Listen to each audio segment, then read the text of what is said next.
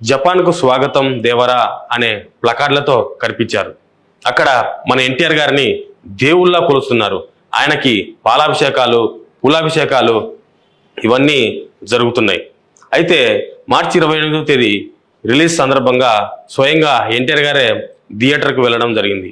అక్కడ థియేటర్లో అభిమానుల రెస్పాన్స్ మామూలుగా లేదు. ఎన్టీఆర్ గారిని చూడగానే ప్రతి ఒక్కరూ ఎమోషన్స్ అయ్యారు. అందరూ చప్పట్లతో ఈలలతో చాలా హంగామా చేశారు. ఎన్టీఆర్ గారు ఈ మూవీలోని ఆయుధ పూజ సాంగ్కి అక్కడి ఫ్యాన్స్తో కలిసి స్టెప్పులు వేయడం జరిగింది.